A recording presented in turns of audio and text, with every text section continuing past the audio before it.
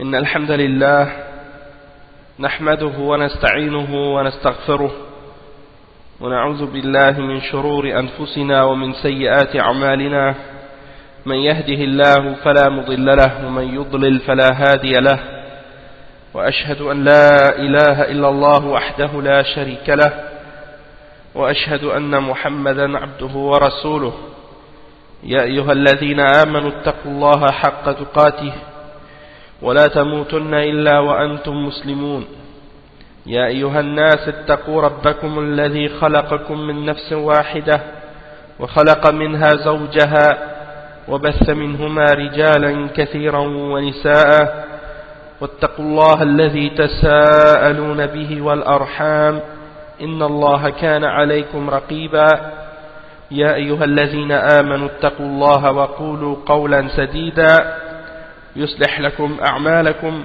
ويغفر لكم ذنوبكم ومن يطع الله ورسوله فقد فاز فوزا عظيما أما بعد إن خير الكلام كلام الله وخير الهدي هدي محمد صلى الله عليه وسلم وإن شر الأمور محدثاتها وكل محدثة بدعة وكل بدعة ضلالة وكل ضلالة في النار أما بعد. Donc le cours qu'on va commencer aujourd'hui, c'est un cours sur l'explication du livre Kashf al-Shubuhat. Donc Sharhun ou Sharhu Kashf al-Shubuhat. Sharh, ça veut dire l'explication, et Kashf al-Shubuhat, Kashf, ça veut dire le fait de dévoiler, de montrer les Shubuhat. De démasquer, de dévoiler les shubuhat, qu'elles deviennent claires. Les shubuhat, c'est un terme qui signifie qu'est-ce que les gens de bid'a ou qu'est-ce que les gens de shirk et de kufr utilisent comme semblant d'argument pour essayer de mélanger la vérité et le faux pour égarer les gens. Dans les dictionnaires de langue arabe, comme on retrouve dans par exemple Mu'jam Maqayis al-Lugha de Ibn Faris, il explique que shabaha shin wal ba wal ha aslun wahidun yadullu ala tashabuh al-shay wa tashakulihi lawlan wa wasfan wa yuqalu shibhun wa shabahun wa shabihun. Donc les trois lettres qui forment l'origine ou la base de ce mot-là, c'est le shin, le ba et le ha. Et ça indique donc une ressemblance entre deux choses, qu'il y a des ressemblances entre deux choses dans leur couleur et dans leur description. Ça c'est un exemple. Et on dit shibhun wa shabahun wa shabihun.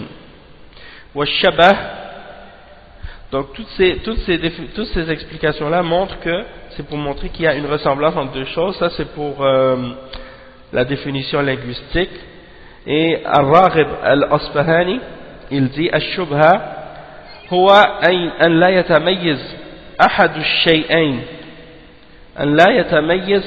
ahadu ash-shay'ayn min al-akhar lima baynahuma min at-tashabuh 'aynan kana aw ma'nan. Donc il dit que la shubha, c'est que deux choses soient semblables l'une de l'autre, de sorte que tu ne puisses plus distinguer l'une de l'autre à cause de la ressemblance qu'il y a entre les deux, soit de façon concrète ou abstraite. Et donc il y a toutes sortes d'explications, de définitions de ce sens-là, et ça c'est dans le sens linguistique.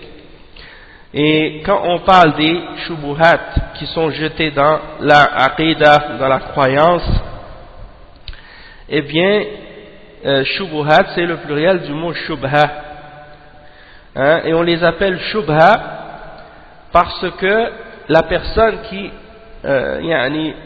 envoie ce semblant d'argument-là, eh bien, il l'envoie sur les gens parce que c'est quelque chose qui ressemble à la vérité, mais c'est quelque chose qui oppose la vérité en réalité.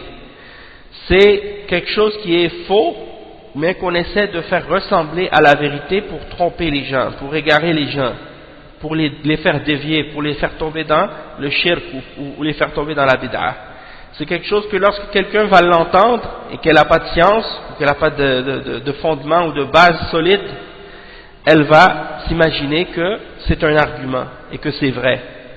Mais lorsque la personne qui possède la science, parmi les ulama, parmi les gens qui ont appris, qui ont étudié, lorsqu'ils vont entendre cette shubha, tout de suite ils vont savoir que soit qu'il manque une chose dans cette information-là, ou soit que cette information-là, elle a été déformée, hein, ou bien soit qu'on a mélangé dans cet argument quelque chose de vrai et de faux en même temps. Donc ça, c'est des exemples de choses qui peuvent représenter différentes formes de shubuhat.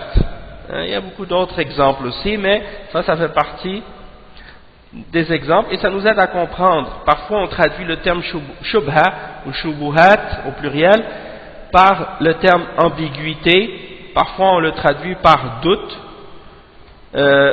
et ça peut vouloir dire ces choses-là dans certains contextes dans certains contextes par exemple, mais dans le contexte de qu'est-ce qu'on est en train de lire aujourd'hui par rapport au livre Kashf al-Shubuhat, c'est plutôt des faux arguments, hein, des faux arguments, des faux raisonnements et des semblants de preuves, hein, des semblants de preuves, c'est dans ce sens-là. Des choses qui ont pour but de mettre des doutes et des ambiguïtés dans la croyance et dans la compréhension des gens pour les faire tomber dans le faux. Donc ça a un lien, toutes ces significations-là, quand on dit ambiguïté, quand on dit doute, hein, fausses preuves, faux arguments, semblants de preuves, ainsi de suite. Tout ça, c'est des sens qui donnent qui nous rapprochent donc de la signification de qu'est-ce qu'on veut dire par le terme shubha. Et le sujet du livre Kashf al-Shubuhat, de façon plus résumée, comme c'est expliqué dans l'introduction du sharh de Cheikh Mohammed ibn Ibrahim al-Sheikh, avec l'introduction du Cheikh Mohammed ibn Abdurrahman ibn Qasim al-Najdi, il explique dans l'introduction Mawdu'u kitab Kashf al-Shubuhat. Donc quel est le sujet du livre Kashf al-Shubuhat?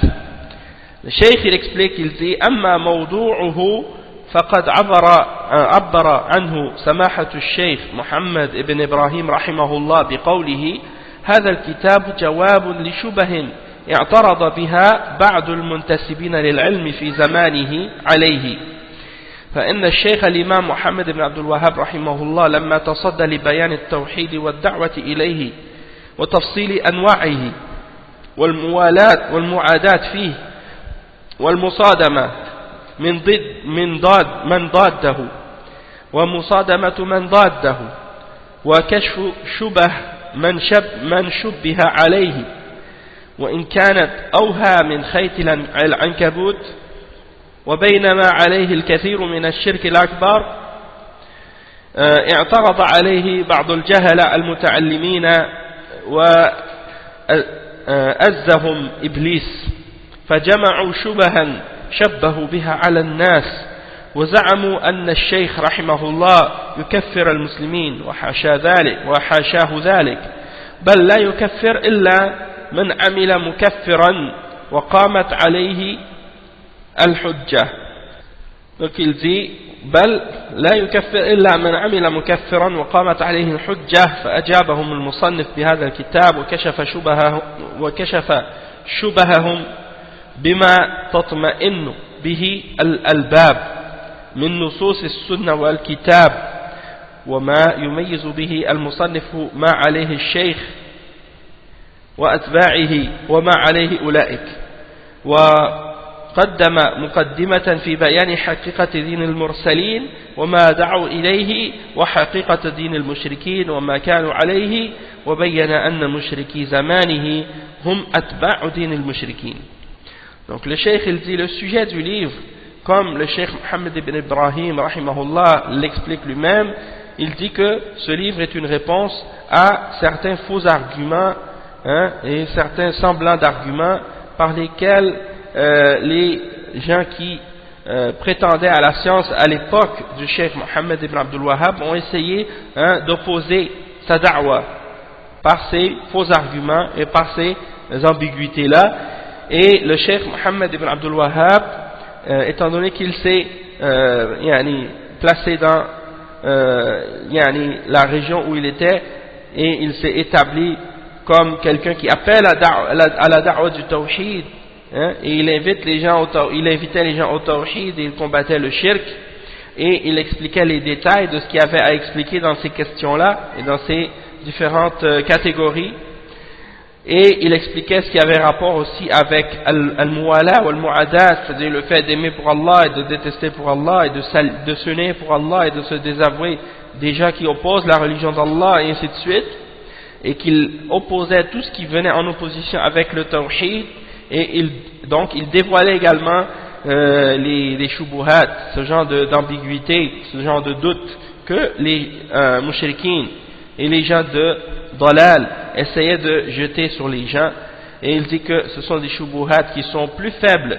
que l'étoile de l'araignée, hein?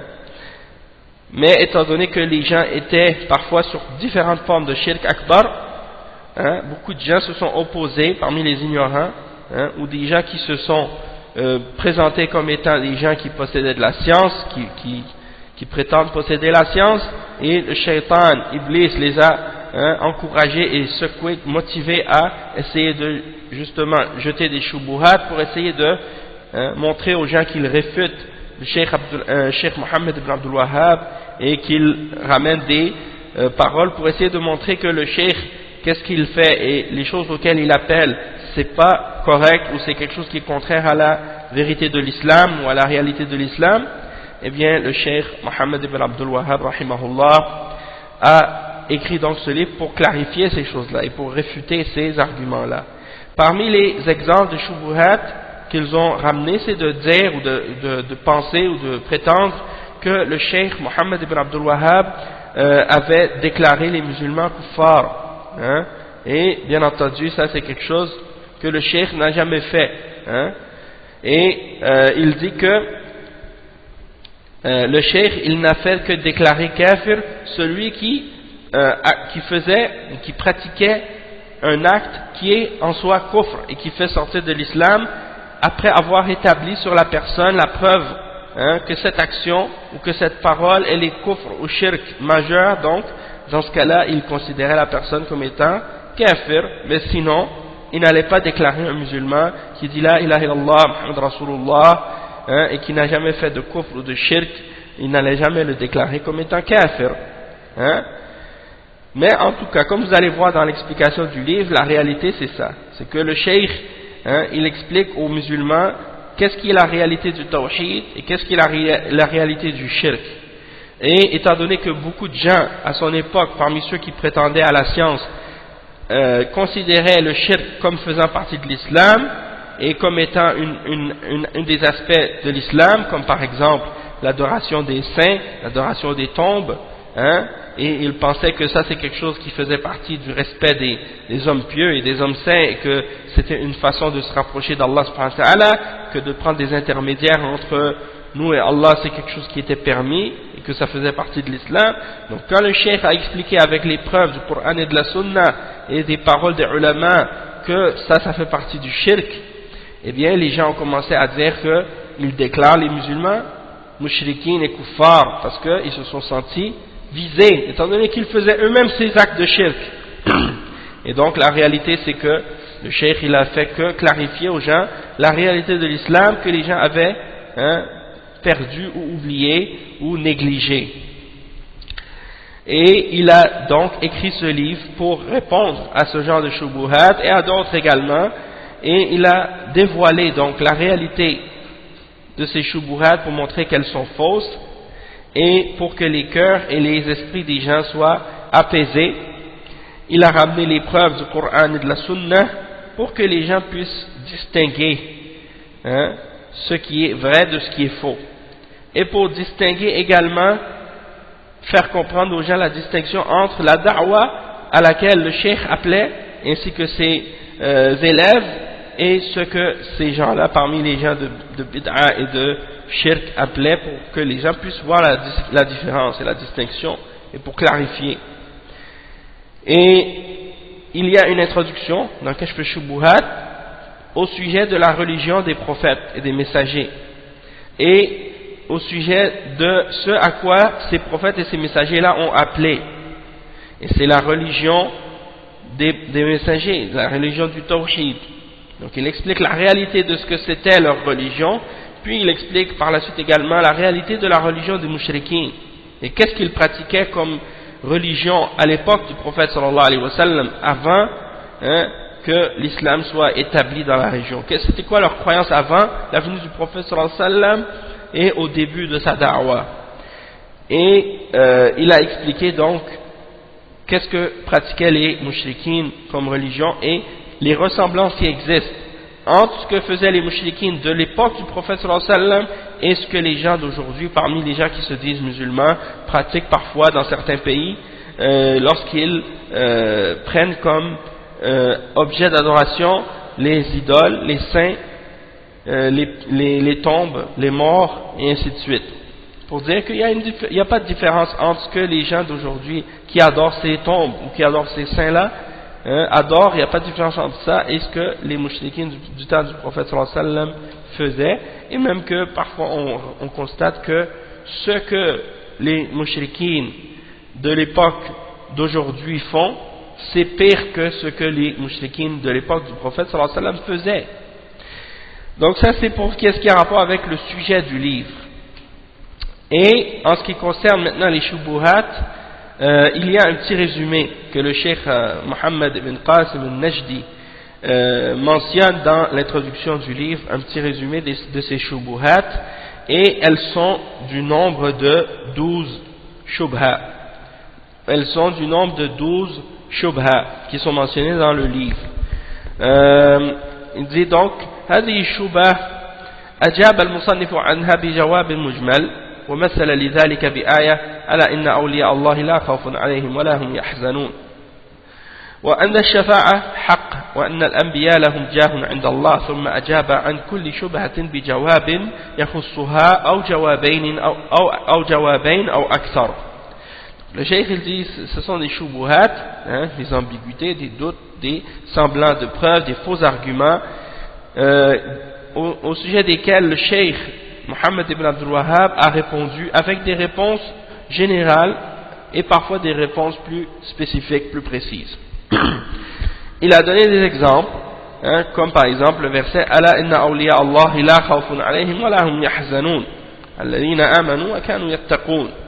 Donc il a expliqué avec le verset 62 dans Surat Yunus la définition des awliya, qu'est-ce qu'ils sont, qu'est-ce qu'un wali, que c'est pas comme qu'est-ce que les soufiyas s'imaginent, qu'un wali c'est quelqu'un qui fait des miracles à volonté et que on peut chercher de lui le secours et l'aide, même quand il est mort dans sa tombe et même quand il est vivant, même à des distances où ils ne peuvent pas nous entendre, on peut l'évoquer, il va venir nous aider, nous sauver, des choses de ce genre, qu'il peut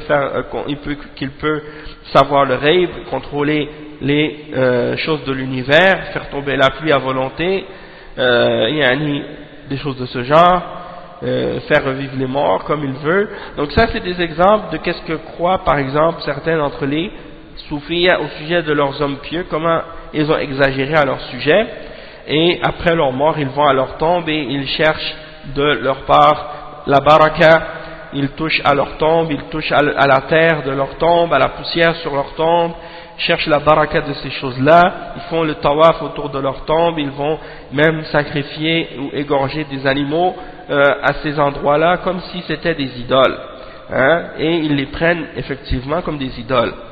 Donc il mentionne des exemples avec ce verset-là pour expliquer que les awliya ce ne sont nul autre que les hommes pieux, les gens qui ont at-taqwa, et qui ont la foi, et que ça ne nécessite pas de faire ce genre de choses-là ou d'être un être surnaturel pour être un wali.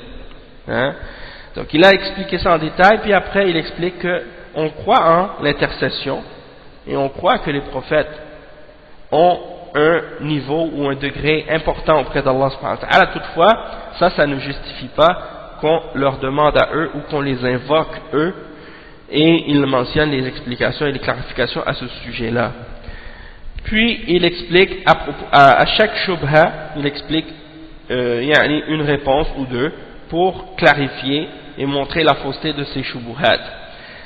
Premièrement, comme exemple, la première shubha, il dit ashubhatul ula anna man aqarra bi tawhid ar-rububiyyah annahu la yakhluqu wa la yarzuqu wa la yudabbiru al-amr illa Allah wa anna Muhammadan sallallahu alayhi wa sallam la yamliku li nafsihi naf'an wa la darra فضلا عن عبد القادر أو غيره إنما قصد من الصالحين الجاه والشفاعة فليس بمشرك.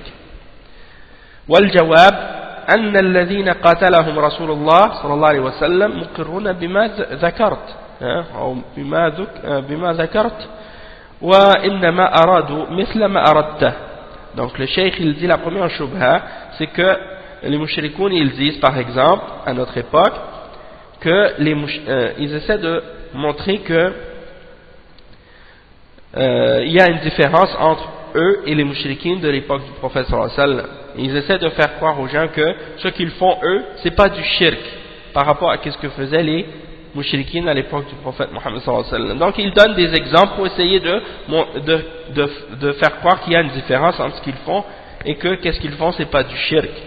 Donc ils disent par exemple que celui qui affirme et qui croit au tawhid ar-rububiyyah, c'est-à-dire qu'il n'y a pas d'autre créateur que Allah, il n'y a pas d'autre qui donne la subsistance excepté Allah, il n'y a personne qui contrôle quoi que ce soit dans l'univers excepté Allah. Donc si tu crois en ça et que tu crois que Muhammad sallallahu alayhi wa sallam il ne détient rien par lui-même, il ne peut ni nuire ni profiter, et encore moins par exemple Abdul Qadir ou autres, mais que ce sont uniquement des hommes pieux, puis qu'on va vers eux uniquement parce qu'ils ont un degré important auprès d'Allah et qu'ils possèdent l'intercession ou des choses de ce genre. Donc dans ce cas-là, ils prétendent qu'il n'est pas mushrik, que la personne qui va aller à leur tombe puis leur demander l'intercession ou passer par leur intermédiaire pour aller à Allah, que celui-là il n'est pas mushrik.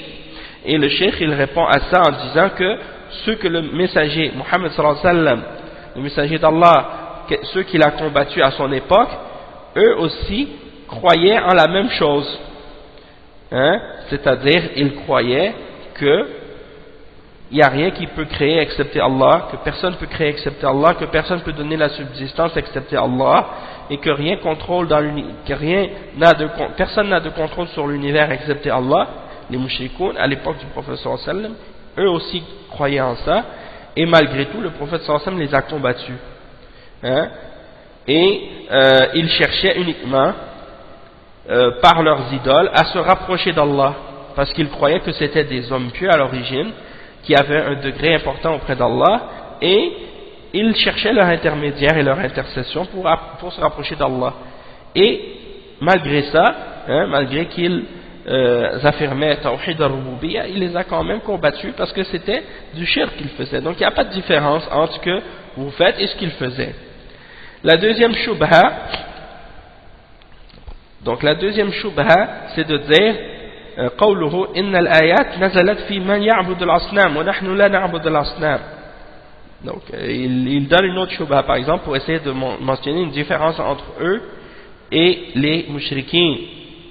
Ils disent les versets qui parlent du shirk et du kufr dans le Coran sont révélés au sujet des gens qui adoraient des idoles, et nous on n'adore pas des idoles. Donc le cheikh il répond, il dit al-jawab أن الكفار منهم من يعبد الأصنام ومنهم من يعبد الأولياء ومنهم من يدعو عيسى ابن مريم وأمه ومنهم من يعبد الملائكة ولا فرق بين المعبودات فالكل شرك والكل مشركون كفر الله من يعبد الأصنام وكفر من يعبد الصالحين والملائكة. C'est-à-dire que les kuffars ils sont de différentes catégories.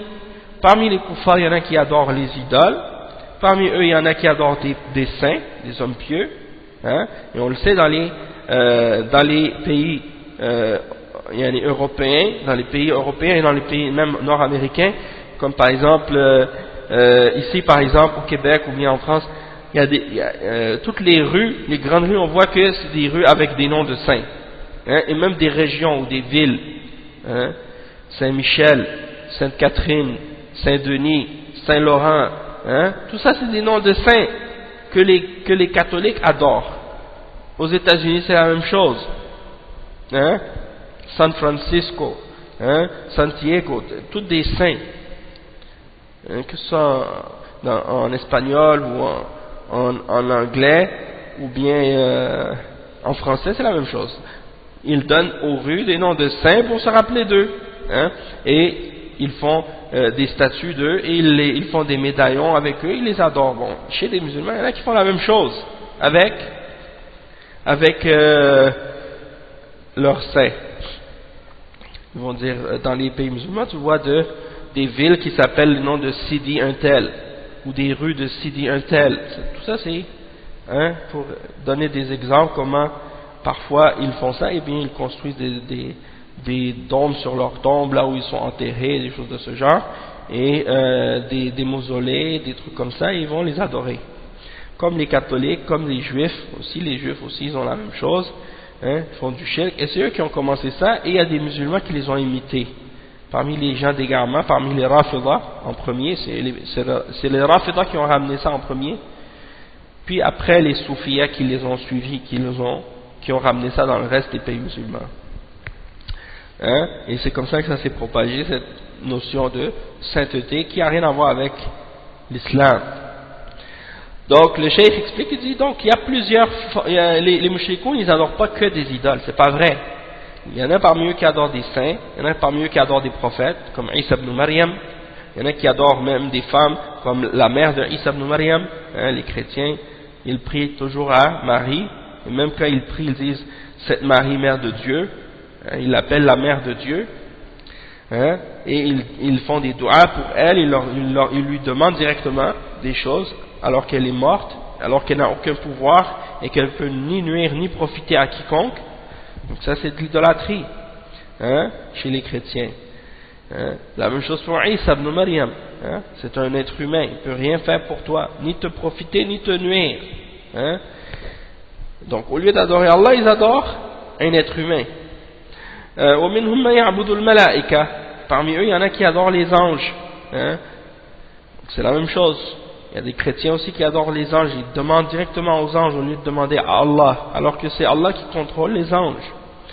ولا فرق بين المعبودات. Pas de différence entre les différentes choses que tu peux adorer. Hein? Peu importe qu'est-ce que tu adores, si tu l'adores en dehors d'Allah, c'est shirk. Que ce soit un homme, que ce soit un animal, que ce soit un objet, que ce soit une chose inerte, ou que ce soit une chose vivante, une chose morte, peu importe qu'est-ce que tu adores en dehors d'Allah, que ce soit grand, que ce soit petit, hein, du moment que tu l'adores et que tu lui offres une forme quelconque d'adoration, c'est du shirk. C'est pas juste l'idole, une statue qui est sculptée avec une forme animale ou humaine que là ça devient du shirk, comme certains s'imaginent. Donc tout ça c'est du shirk sans exception. Donc fal kullu mushrikoun. Donc tous ceux qui font ça sont des mushrikoun. Et Allah subhanahu wa ta'ala a déclaré les gens qui adorent les idoles des kuffars, et il a également déclaré les gens qui adorent les hommes pieux et les anges des kuffars aussi. Donc ça c'est la deuxième shubha. La troisième shubha, أن طلب الشفاعة منهم ليس بشرك. الجواب أن هذا هو قول الكفار سواء بسواء ما نعبدهم إلا ليقربونا إلى الله زلفى ليس لهم قصد إلا شيء واحد وهو طلب الشفاعة من رب الجميع وأنه كفرهم بذلك. Donc la troisième shubha, ils disent par exemple que de chercher l'intercession des hommes pieux et des prophètes, ça c'est pas du shirk. La réponse à ça c'est de dire que ça c'est la même parole que les kuffars à l'époque du prophète sallallahu alayhi wa sallam. La même, exactement. Hein? C'est exactement la même chose, c'est pareil, il n'y a pas de différence. Ils disaient, nous ne les adorons que pour qu'ils nous rapprochent un peu plus d'Allah.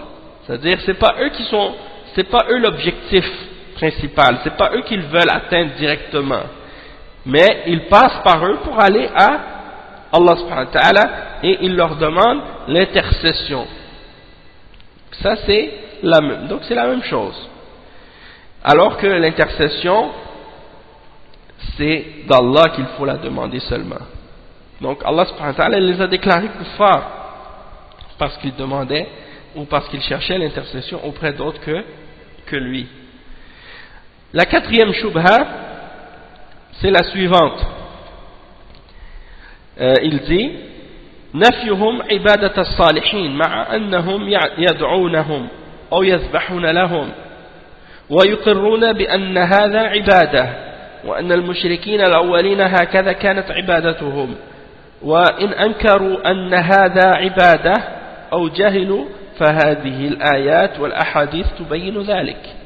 Donc la quatrième shubha, c'est le fait que il nie par exemple que le fait d'adorer les hommes pieux, il nie qu'ils adorent les hommes pieux. Il dit non, on n'adore pas les hommes pieux. Malgré qu'ils les invoquent, malgré qu'ils leur offrent des sacrifices, et malgré qu'ils sont d'accord pour affirmer que le fait de faire des du'as et de faire des sacrifices, ça c'est une adoration. Et on explique dans ce cas-là que les mushrikoun, les premiers mushrikines, c'était comme ça, leurs adorations. C'est la même chose. Et s'ils nient que ce qu'ils font, c'est une adoration, ou bien qu'ils ignorent la réalité de ce qu'est une adoration, dans ce cas-là, on leur mentionne les versets et les hadiths pour clarifier la signification de l'adoration. Et pour leur montrer que ce qu'ils font, c'est exactement la même chose, que c'est une adoration pour les hommes pieux et les saints. Et que c'est du shirk. La cinquième shubha, c'est que celui qui nie man ankara talab al-shafa'a min al-rasul sallallahu alayhi wa sallam wa salihin fahuwa munkirun li shafa'ati al-rasul wa muntaqisun lil awliya. Donc une autre shubha, c'est de dire que celui qui demande l'intercession de la part du messager ou de la part des hommes pieux, alors il considère qu'il nie l'intercession du prophète sallallahu alayhi wa sallam et il rabaisse les hommes pieux et les saints en niant leur intercession ou en niant le fait qu'ils pourront intercéder, par exemple, au jour de la résurrection. Et la réponse, le cheikh il dit al-jawab anna al-amr bil-aks fa inna al-shafa'a mulkun lillah wa la takunu illa min ba'di idhnihi wa la ya'zanu Allah illa li ahli at-tawhid وأن طلبها من غير الله شرك وهو سبب حرمانها. Donc le cheikh explique que la réponse à cette cinquième shubha, c'est que la vérité c'est le contraire. La vérité c'est que c'est le contraire. C'est-à-dire eux ils disent que de chercher l'intercession, ils disent que nous on nie l'intercession et qu'on nie que les messagers et les hommes pieux auront une intercession, et que donc on manque de respect envers le prophète sallallahu alayhi wa sallam, puis qu'on nie son intercession. La réponse c'est le contraire. La vérité à cette shubha, c'est que la vérité c'est le contraire de ça. La shafa'a, ça appartient uniquement à Allah, et elle ne peut être accordée excepté après qu'il l'ait permis pour quelqu'un à qui il a permis de la faire, et celui pour qui il a permis, c'est-à-dire pour les gens du tawhid, parce que Allah ne va pas permettre à quelqu'un d'intercéder pour quelqu'un qui n'est pas sur le tawhid. Donc l'intercession doit être après qu'il l'ait permis. Personne ne peut intercéder auprès de lui avant qu'il permette à cette personne de le faire, et deuxièmement, elle ne pourra être faite que pour quelqu'un qui fait partie des gens qui sont sur le tawhid. Donc, Allah ne permet l'intercession que pour les gens qui sont sur le tawhid, c'est-à-dire qui ne commettent pas le shirk. Et le fait de demander l'intercession à autre que à Allah, ça en soi c'est du shirk. Donc, celui qui demande l'intercession à autre que Allah n'aura pas le droit à cette intercession-là. La sixième shubha, c'est la suivante. أن النبي صلى الله عليه وسلم أعطي الشفاعة وأنها تطلب منه. Donc ils prétendent que le prophète sallallahu alayhi wa sallam a reçu l'intercession, la shafa'a, Et donc, on peut la demander de lui directement. La réponse, al-jawab, أن إعطاءه الشفاعة إعطاء مقيدا لا مطلقا وشفاعته للعصاة لا للمشركين وأيضا الشفاعة أعطيها غير الرسول صلى الله عليه وسلم فلا يدل على أنه يعطيها من سألها ولا أنها تطلب منه. Donc la réponse à ça c'est que le fait qu'on ait donné, le fait que Allah subhanahu wa ta'ala donne au prophète sallallahu alayhi wa sallam l'intercession, eh bien il faut comprendre que c'est un don que Allah lui fait qui est restreint, qui n'est pas absolu, hein, qui est restreint, c'est-à-dire qui est limité. Comme si le prophète sallallahu alayhi wa sallam ne peut pas faire l'intercession pour qui il veut et comme il veut.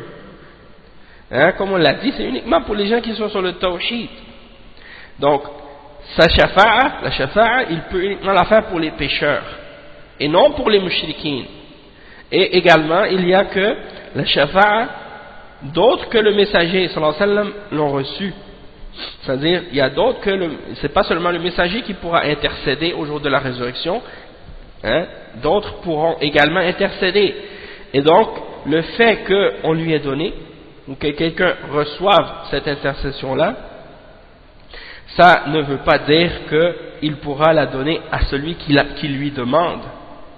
Donc, même si tu lui demandes, ça ne veut pas dire qu'il va pouvoir te la donner. Hein? Et de lui donner, et de lui demander à lui, c'est justement ce qui fait que tu en seras privé. Parce que c'est du shirk. Et il ne peut pas la donner, il ne peut pas intercéder pour les mushrikines. Et voilà annaha tutlabu minhu. Et c'est le fait qu'on lui ait donné, c'est pas une preuve qu'on peut lui demander directement à lui. Hein? La septième shubha, c'est anna al-iltija ila as-salihin laysa bi shirk, falaysa mushrikan. والجواب بالتحدي يسأل عن الشرك ما هو يسأل عن الشرك ما هو وعن عبادة الله ما هي فإنه لا يدري ما هو التوحيد ولا ما هو الشرك الذي وقع فيه. Donc la septième shubha, il dit que le fait de se tourner et de chercher refuge vers les hommes pieux, ce n'est pas du shirk. Hein? Et celui qui le fait, il n'est pas mushrik. La réponse à ça, c'est en défiant la personne. Tu lui lances le défi d'expliquer c'est quoi le shirk. Et tu lui donnes le défi d'expliquer qu'est-ce que c'est l'adoration d'Allah. Et tu vas voir que cette personne qui prétend ce genre de choses, elle ne sait rien. Elle ne sait pas du tout qu'est-ce que c'est le tawhid. Et elle ne sait pas du tout non plus qu'est-ce que c'est le shirk, la réalité du shirk dans lequel elle est tombée. C'est pour ça qu'elle prétend qu'elle n'est pas, qu'elle n'a pas commis de shirk. Parce que si elle savait qu'est-ce que c'était le shirk, elle n'allait pas dire que qu'est-ce qu'elle fait, c'est pas du shirk. La huitième shubha numéro 8, c'est, il dit, le cheikh, قوله الشرك عبادة الأصنام ونحن لا نعبد الأصنام فيقال له هل هم يعتقدون أنها تخلق وترزق وإن قال هو من قصد خشبة أو حجرة أو أبنية على قبر أو غيره يدعونه ويذبحون له يقولون إنه يقربنا إلى الله زلفى ويدفع عنا بركته فهذا تفسير صحيح لعبادة الأصنام وهو فعلكم بعينه مع أن الشرك ليس مخصوصا بعبادة الأصنام. Donc la huitième shubha, c'est de dire que le fait qu'ils disent que le shirk, quand ils donnent leur définition du shirk, ils disent le shirk c'est l'adoration des idoles. Et ils disent nous on n'adore pas les idoles. Donc dans ce cas-là on va leur dire, et est-ce que eux ils pensent que c'est-à-dire هل هم يعتقدون أنها تخلق وترزق, c'est-à-dire est-ce que vous pensez que les idoles, parce que les idoles on sait très bien qu'elles ne peuvent rien créer et elles ne donnent pas la subsistance, et les mushrikoun à l'époque du prophète sallallahu alayhi wa sallam, leur shirk par rapport à ces idoles-là, est-ce que c'était de croire que ces idoles pouvaient créer et pouvaient donner la subsistance, hein?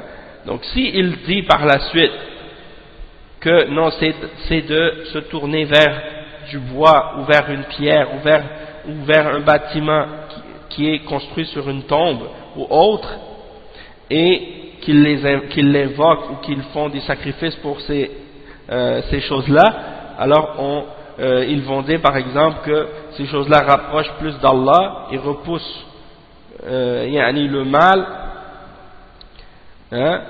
وَيَدْفَعِ اللَّهُ عَنَّا بِبَرَكَتِهِ, Allah subhanahu wa ta'ala va nous protéger à cause de sa baraka ou des choses de ce genre. Donc ça, c'est cette définition du shirk, c'est une définition qui est correcte, une définition plutôt de l'adoration des idoles. Ça c'est vrai, qu'ils se tournent vers du bois, vers des pierres, vers des constructions, qu'ils font des sacrifices, qu'ils les invoquent, qu'ils pensent que ces choses-là peuvent les rapprocher plus d'Allah ou leur donner la baraka d'Allah, des choses de ce genre. Ça c'est un tafsir qui est une explication de l'adoration des idoles qui est correcte, et c'est exactement ce que vous faites avec les saints, hein? Et il dit ensuite, et il faut savoir de toute façon aussi en même temps que le shirk, ça ne se limite pas seulement à l'adoration des idoles, mais que peu importe qu'est-ce que tu adores, du moment que tu adores quelque chose d'autre que Allah, ça c'est du shirk. La neuvième shubha, c'est la suivante: قولهم إنكم تكفرون المسلمين وتجعلوننا مثل المشركين الأولين ونحن نشهد أن لا إله إلا الله وأن محمدا رسول الله ونصدق بالبعث ونصلي ونصوم ونحج ونعتمر وهم بالعكس كيف تجعلون من كان معه هذه الخصال وهذه الفروق كمن ليس فيه منها شيء. وقد أجاب عنها بتسعة أجوبة وبين فيها أن هذه الفروق غير مؤثرة بالكتاب والسنة والإجماع، بل هذه الخصال والفروق مما يتغلظ بها كفرهم. Donc le cheikh explique que la neuvième shubha, c'est la suivante, c'est qu'ils disent, hein, ceux qui adorent les tombes et les saints parmi les gens qui se disent musulmans à notre époque et à l'époque du cheikh et avant, ils disent par exemple, vous déclarez les musulmans kuffar et vous faites de nous, hein, des gens qui sont comparables ou pareils aux premiers mushrikins, hein, et ils disent nous pourtant on n'est pas comme les mushrikins, parce que nous on dit la ilaha illallah Muhammad Rasulullah, hein? Donc on n'est pas comme, ils prétendent qu'ils ne sont pas comme les mushrikins. Nous on dit premièrement la ilaha illallah Muhammad Rasulullah, eux ils ne voulaient pas le dire. Nous on croit en la résurrection, eux ils ne croyaient pas. Nous on fait la salat et on jeûne et on fait le hajj et on fait la umrah, eux ils le font au contraire.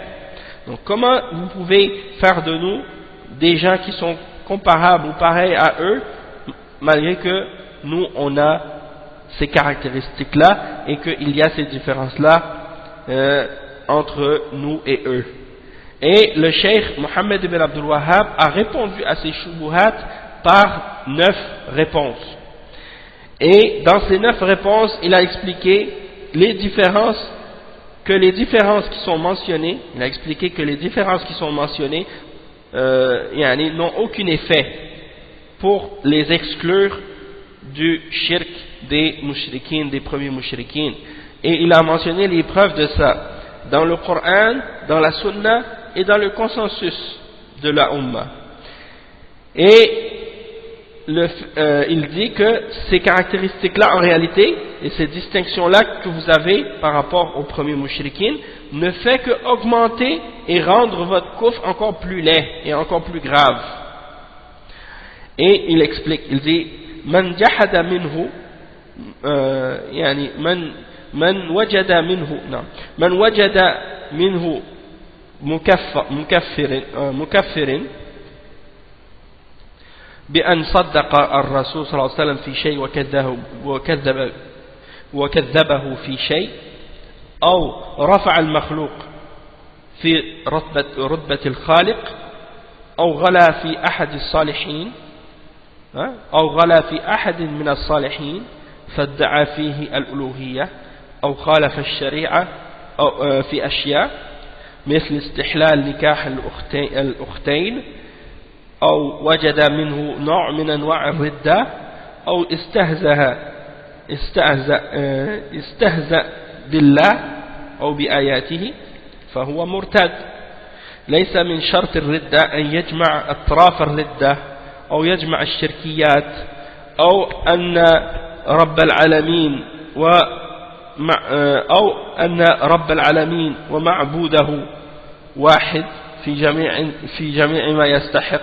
فإن الردة ردتان: ردة مطلقة وهي الرجوع عما جاء به الرسول صلى الله عليه وسلم جملة، والثانية أن يكفر في بعض ما جاء به الرسول صلى الله عليه وسلم. Donc voici un exemple de la réponse du cheikh en résumé. Il donne un exemple. Il dit celui chez qui on a trouvé quelque chose qui rend mécréant, une action ou une parole ou une croyance. Comme par exemple, celui qui croit en une partie de ce que le messager a amené et qui traite le reste de mensonge, ou qui traite une autre chose de mensonge parmi ce qu'il a amené. Donc celui-là il est kafir, même s'il croit en une partie. C'est pas nécessaire qu'il rejette le tout pour qu'il soit kafir, il suffit qu'il rejette une partie pour qu'il quitte l'islam. Ou bien, par exemple, le fait que quelqu'un élève une créature au degré ou au niveau du créateur. Ça c'est quelque chose qui fait également sortir de l'islam. Comme qu'est-ce que les chrétiens ont fait avec Isa ibn Maryam. Ou bien le fait d'exagérer à propos d'entre les hommes pieux et de prétendre qu'il a un droit à l'adoration. Ou bien le fait de contredire la charia dans certaines choses, comme par exemple le fait de rendre halal ce qui est haram, comme par exemple le mariage de marier deux sœurs en même temps, que tu déclares que ça c'est halal. Donc ça devient kufr, ça fait sortir de l'islam. Ou bien quelqu'un chez qui on retrouve une forme ou une catégorie parmi les catégories de l'apostasie. Ou bien quelqu'un qui se moque d'Allah et de ses versets. Donc de se moquer de ça c'est kufr. Donc même si la personne elle fait tout le reste, elle dit la ilaha illallah Muhammad Rasulullah, elle croit en la résurrection, elle fait la salat, elle fait le jeûne, elle fait le hajj, elle fait la umrah, elle fait tout ce que les musulmans font, sauf que elle se moque d'un verset dans le Coran, ou elle se moque d'Allah subhanahu wa ta'ala, ou bien elle fait une des choses qu'on vient de mentionner, elle nie un aspect de la religion, eh bien elle devient apostat, même si elle croit et elle pratique tout le reste de la religion.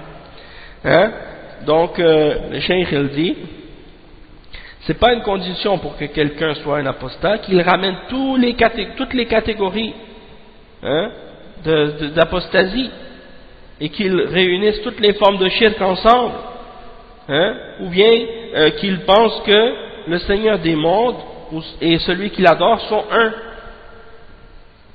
et qu'il a tout ce que Allah mérite. Donc c'est pas une condition.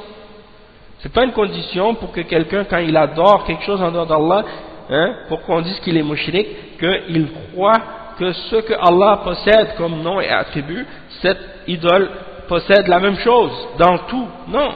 Même si tu attribues à une créature une seule d'entre les attributs d'Allah subhanahu wa ta'ala qui lui sont exclusives, eh bien ça suffit pour être kufr et shirk et faire sortir de l'islam. Comme par exemple tu dis, Allah subhanahu wa ta'ala, il est celui qui connaît le ghaib. Ça c'est une des caractéristiques exclusives d'Allah. Et tu attribues ou tu donnes à une créature cet attribut-là. Tu dis par exemple, tel homme pieux, il connaît le ghaib. Eh bien ça suffit. Ça suffit pour dire que la personne elle est kafir. C'est pas nécessaire qu'elle dise que cette personne possède tous les noms d'Allah ou bien tous les attributs divins qui sont mentionnés dans la révélation. C'est pas nécessaire, c'est pas une condition. Et le cheikh il dit, la ridda elle est de deux formes. L'apostasie elle est de deux catégories. Une apostasie qui est globale et générale, c'est-à-dire quelqu'un qui rejette tout, qu'est-ce qui a été ramené par le prophète d'un seul coup, c'est-à-dire il rejette tout. Ou bien l'autre forme d'apostasie, c'est quelqu'un qui renie une partie de ce que le messager a ramené, peu importe qu'est-ce que c'est. Donc ça c'est aussi une forme d'apostasie. Donc c'est pas nécessaire que la personne dise je rejette tout. C'est ça que certains pensent. Quand on parle d'apostasie, il y en a qui pensent que ça veut dire la personne elle dit ah non je quitte l'islam et je deviens chrétien ou je deviens juif ou je deviens athée. Non, c'est pas nécessaire. Tu peux quitter l'islam juste en rejetant un seul verset dans le Coran. Comme par exemple quelqu'un qui dit moi je crois pas par exemple en la lapidation, je rejette la lapidation, pour moi c'est quelque chose qui est faux. Donc ça suffit pour que tu quittes l'islam. Si quelqu'un dit par exemple moi je crois pas en la polygamie, je rejette, c'est pas quelque chose de bon, c'est mauvais, ben ça suffit pour que quelqu'un devienne kafir. Ça c'est des exemples. Ou bien tu le détestes, tu détestes quelque chose qui est dans la révélation. Et il y a un livre qui s'appelle Nawaqid al-Islam, les annulatifs de l'islam, qui explique certains de ces principes-là. Et dans les livres de fiqh même aussi, on retrouve des chapitres, dans les livres élaborés de fiqh, on retrouve des chapitres au sujet de l'apostasie et des exemples. Donc la dixième shubha, c'est la suivante: anna man qala la ilaha illallah la yakfur wala yuqtal wala fa'ala ma fa'al wastadallu bi ahadith. Donc la dixième shubha, c'est de leur part de prétendre que celui qui dit la ilaha illallah, du moment qu'il dit la ilaha illallah, il ne peut pas devenir mécréant et il ne peut pas être tué, peu importe qu'est-ce qu'il fait, comme acte de kufr ou de shirk ou peu importe. Et il ramène des hadiths pour essayer de justifier ça. La réponse à ça, al-jawab, annaha la tadullu ala ma za'ama al-mushabbih من أن مجرد قول لا إله إلا الله يمنع من التكفير بل يقولها ناس كثير وهم كفار إما لعدم العلم بمعناها أو عدم العمل بمقتضاها أو وجود ما ينافيها ومثل لذلك بأن اليهود يقولونها وأصحاب مسيلمة الذين قاتلهم الصحابة وكذلك الذين حرقهم علي رضي الله عنه فقولها باللسان لا يكفي في عصمة الدم والمال. Donc la réponse à cette shubha, c'est de dire que les hadiths qu'ils ont mentionnés, ça ne prouve pas ce qu'ils prétendent. Premièrement, le simple fait de dire la ilaha illallah, ça n'empêche pas que quelqu'un puisse devenir kafir. Il dit c'est bien possible même que quelqu'un dise la ilaha illallah, il y a beaucoup de gens qui vont dire même qu'ils disent la ilaha illallah alors qu'ils sont kuffars. Soit parce qu'ils ne savent pas qu'est-ce que ça veut dire la ilaha illallah, soit parce qu'ils n'ont pas appliqué selon ce que la ilaha illallah implique comme règle et comme condition, ou soit parce que ils ont dit la ilaha illallah mais ils ont fait ce qui vient le nier et qui vient en opposition totale avec, donc ça veut dire que ça vient l'annuler complètement, et donc dans ce cas-là ils sont des kuffars même s'ils disent la ilaha illallah. Et ils donnent des exemples de ça, comme par exemple les juifs, ils disent la ilaha illallah, les juifs disent la ilaha illallah. L'exemple aussi des gens qui ont cru à Musaylama, ils disaient la ilaha illallah et malgré tout les Sahaba les ont combattus parce qu'ils prétendaient que Musaylama était un prophète. Et ça c'est kufr. De prétendre qu'il y a un autre prophète après Mohammed sallallahu alayhi wa sallam, c'est kufr. Ou bien ceux que Ali radiallahu anhu a brûlés vivants. Parmi ceux qui prétendaient qu'il était Dieu, parmi les Rafidah. Ceux-là ils disaient la ilaha illallah aussi. Donc c'est pas suffisant juste de dire la ilaha illallah avec la langue pour que ce soit une protection contre ton sang et tes biens. Il faut réellement que ce soit quelque chose qui est compris, qui est su, qui est appliqué, et que tu t'écartes de ce qui oppose, hein, cette parole, et de qu'est-ce que ça, il faut connaître qu'est-ce que ça implique. الشبهة الحادية عشر, la 11e shubha, قولهم أن الاستغاثة بغير الله ليست شركا لجواز الاستغاثة بالأنبياء يوم القيامة وقد بين المؤلف جهلهم حيث لم يفرقوا بين الاستغاثتين. Donc la shubha numéro 11, c'est lorsqu'ils prétendent que le fait d'appeler au secours autre que Allah, c'est pas du shirk. Eux, ils prétendent que le fait d'appeler au secours autre que Allah, c'est pas du shirk, parce qu'ils prétendent que au jour de la résurrection, on pourra appeler au secours les prophètes. Et l'auteur, le Cheikh Mohammed ibn Abdul Wahhab, a clarifié leur ignorance du fait qu'ils n'ont pas fait de distinction entre les deux formes d'appel au secours, et que l'appel au secours d'un mort dans cette dunya, hein, c'est pas, ça c'est shirk, et l'appel des prophètes au jour de la résurrection lorsqu'on est tous vivants devant Allah, ça c'est quelque chose d'autre, c'est pas la même chose, et il y a des explications plus détaillées qui vont venir là-dessus. Et la 12e shubha, c'est يعني استدلالهم على أن الاستغاثة بالأموات والغائبين ليست شركا بعرضها على إبراهيم من جبريل، والجواب أن هذه الاستغاثة جنس وتلك جنس آخر فمن سوى بينهما فقد سوى بين المتباينين. Donc la 12e shubha, c'est qu'ils disent par exemple qu'ils cherchent à donner des exemples d'istighatha, le fait d'appeler des morts, hein, le fait d'appeler au secours les morts. Ils essaient de prétendre que c'est pas du shirk. D'appeler les morts ou des gens absents, ils prétendent que c'est pas du shirk, en essayant de dire que Jibril, il s'était présenté à Ibrahim alayhi salam pour lui demander s'il voulait son aide, hein? Donc ils essaient de mentionner cet exemple-là pour essayer de justifier que d'appeler les morts et les absents au secours, que ça c'est pas du shirk. Et la réponse que le cheikh il explique ici, il dit que ça c'est une forme, c'est une sorte d'appel à l'aide qui est différente de l'autre, et que tu peux pas faire de comparaison entre les deux, hein? Et il y en a une autre shubha que le cheikh il n'a pas mentionné ici, mais qu'on entend souvent de la part des gens qui tombent dans le shirk parmi ces gens-là, c'est qu'ils essaient de faire croire que les prophètes et les messagers sont vivants dans leur tombe, et que, étant donné qu'ils sont vivants dans leur tombe, donc ça veut dire qu'on peut les invoquer, on peut leur demander des choses comme lorsqu'ils étaient vivants sur la terre.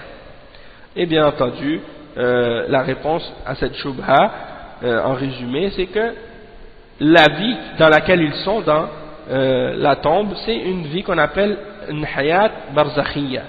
C'est une vie du barzakh qui est gérée par des règles qui sont différentes des règles de la dunya. Et donc ils ne peuvent pas tout faire qu'est-ce qu'ils faisaient dans cette dunya. Et d'essayer de comparer ça et de dire que c'est permis, hein, de les invoquer et de leur demander comme lorsqu'ils étaient en vie, hein, de la part des sahaba, mais ça c'est un pur mensonge et de l'égarement total, hein. Donc ça c'est quelque chose qui est clair. Donc ça y est, maintenant on a expliqué les 12 shubha qui sont dans le livre et qui vont être expliquées, Inch'Allah. Maintenant on va commencer tout de suite à lire le texte. On va commencer juste à lire la première partie du texte de Kashf al-Shubuhat, puis on lira donc qu'est-ce qu'on peut. On va pas lire trop long parce que déjà on a fait un cours d'une heure, jusqu'à maintenant on est déjà arrivé à 1 heure, mais juste commencer l'introduction. Bismillahir Rahmanir Rahim. قال شيخ الإسلام محمد بن عبد الوهاب بسم الله الرحمن الرحيم اللهم صل وسلم على رسول الله صلى الله عليه وسلم وعلى آله وصحبه أجمعين وبعد. قال شيخ الإسلام محمد بن عبد الوهاب رحمه الله: اعلم رحمك الله أن التوحيد هو إفراد الله سبحانه وتعالى بالعبادة، وهو دين الرسل الذي أرسلهم الله به إلى عباده. فأولهم نوح عليه السلام أرسله الله إلى قومه لما غلوا في الصالحين ودا وسواعا ويغوث ويعوق ونسرا. وآخر الرسل محمد صلى الله عليه وسلم، وهو الذي كسر صور هؤلاء الصالحين، وأرسله الله إلى أناس يتعبدون ويحجون ويتصدقون ويذكرون الله كثيرا، ولكنهم يجعلون بعض المخلوقات وسائط بينهم وبين الله، يقولون نريد منهم التقرب إلى الله ونريد شفاعتهم عنده، مثل الملائكة وعيسى بن مريم وأناس غيرهم من الصالحين. فبعث الله محمدا صلى الله عليه وسلم يجدد لهم دين أبيهم إبراهيم عليه السلام، ويخبرهم أن هذا التقرب والاعتقاد محض حق الله، ولا يصلح منه شيء لغير الله، لا لملك مقرب ولا لنبي مرسل فضلا عن غيرهما، وإلا فهؤلاء المشركون يشهدون أن الله هو الخالق وحده لا شريك له، وأنه لا يرزق إلا هو، ولا يحيي ولا يميت إلا هو، ولا يدبر الأمر إلا هو، وأن جميع السماوات ومن فيهن والأراضين السبع ومن فيهن كلهم عبيده وتحت تصرفه وقهره.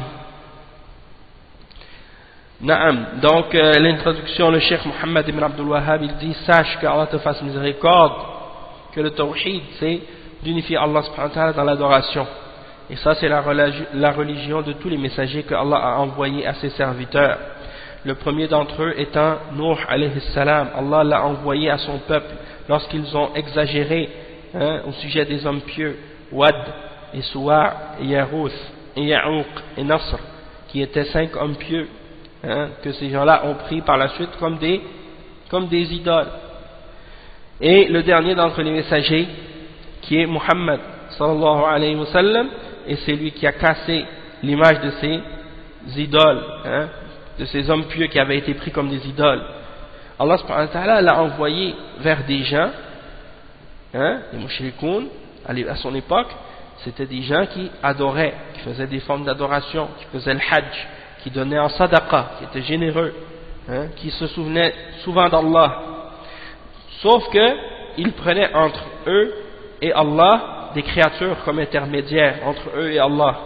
Et ils disaient: nous ne voulons d'eux que qu'ils nous rapprochent d'Allah. Et on veut de leur part l'intercession, leur intercession auprès d'Allah. Et ils prenaient comme exemple, ils prenaient comme intercesseur ou comme intermédiaire, par exemple, les anges, Jésus, le fils de Marie, ou bien d'autres également parmi les hommes pieux. Alors Allah subhanahu wa ta'ala leur a envoyé le prophète Muhammad sallallahu alayhi wa sallam pour qu'il leur renouvelle leur religion, la religion de leur père Abraham, Ibrahim alayhi salam, et pour leur informer que cette forme de rapprochement et de croyance était un droit exclusif et pur d'Allah seul, et qu'il n'était permis d'en offrir rien à autre que Allah. C'est-à-dire qu'on n'a pas le droit d'en offrir quoi que ce soit à autre que Allah subhanahu wa ta'ala, ni à un ange rapproché, ni à un prophète envoyé, et encore moins à quelqu'un qui est en dessous de ces deux exemples-là. Donc on n'a pas le droit de se rapprocher d'Allah en prenant comme intermédiaire ou intercesseur ni un ange rapproché, ni un prophète envoyé, et encore moins quelqu'un qui serait en dessous d'eux.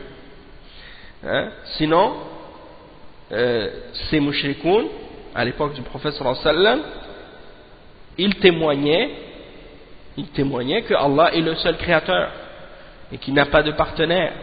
Ils témoignaient que personne ne peut donner la subsistance excepté lui, que personne ne peut faire vivre ou mourir excepté lui, et que c'était lui seul qui avait le contrôle sur tout, et que tous les cieux, et ce qui est dedans, de même que les 7 terres, et ce qui est à l'intérieur, sont tous des serviteurs d'Allah et qu'ils sont tous sous son contrôle et sous sa puissance. Donc ils étaient tous d'accord sur ça, malgré qu'ils faisaient le shirk. Hein? وإذا أردت الدليل على أن هؤلاء الذين قتلهم رسول الله صلى الله عليه وسلم يشهدون بهذا فاقرأ قوله تعالى قل من يرزقكم من السماء والأرض أم من يملك السمع والأبصار ومن يخرج الحي من الميت ويخرج الميت من الحي ومن يدبر الأمر فسيقولون الله فقل أفلا تتقون وقوله قل لمن الأرض ومن فيها إن كنتم تعلمون سيقولون لله قل أفلا تذكرون قل من رب السماوات السبع ورب العرش العظيم سيقولون لله قل أفلا تتقون قل من بيده ملكوت كل شيء وهو يجير ولا يجار عليه إن كنتم تعلمون سيقولون لله قل فأنى تسحرون وغير ذلك من الآيات. Donc Allah subhanahu wa ta'ala, le cheikh il dit, si tu veux savoir la preuve que ceux que le prophète Mohammed sallallahu alayhi wa sallam avait combattu à son époque témoignaient de ce qu'on a mentionné, c'est-à-dire qu'ils témoignaient que Allah est le seul créateur, le seul pourvoyeur, le seul maître de tout, hein, et que tout ce qui existe dans les cieux et dans la terre, ce sont des serviteurs d'Allah et ainsi de suite. Tu veux la preuve de ça? Eh bien, regarde les versets suivants que le cheikh a mentionnés, le verset 31 dans Surat Yunus, et les versets par exemple 84 à 89 dans Surat Al-Mu'minun. Et ça c'est juste deux parties, deux exemples de textes que le cheikh a mentionnés, parce qu'il y en a beaucoup et beaucoup d'autres versets et beaucoup d'autres preuves à ce sujet-là. Donc il mentionne le verset 31 dans Surat Yunus qui signifie: dit, qui vous donne votre subsistance des cieux et de la terre, et qui détient l'ouïe et la vue, et qui fait sortir le vivant du mort, et qui fait sortir le mort du vivant, et qui contrôle toute l'affaire? Et ils vont dire Allah, ils vont répondre Allah. Alors dis-leur, alors pourquoi ne craignez-vous donc pas, n'allez-vous donc pas le craindre, si vous savez que c'est lui qui a tout, qui contrôle tout et qui gère tout? Alors pourquoi vous n'allez pas le craindre et cesser de faire le shirk et cesser d'associer avec Allah et de prendre des intermédiaires entre vous et lui? C'est ça que signifie le verset. Et les autres versets mentionnés dans Surat Al-Mu'minun de 84 à 89, Allah subhanahu wa ta'ala dit: et à qui appartient la terre et tout ce qui est dedans, si vous savez? Ils vont dire à Allah. Alors dis, n'allez-vous pas vous souvenir? Et dis, et qui est le Seigneur des sept cieux et le Seigneur du grand trône?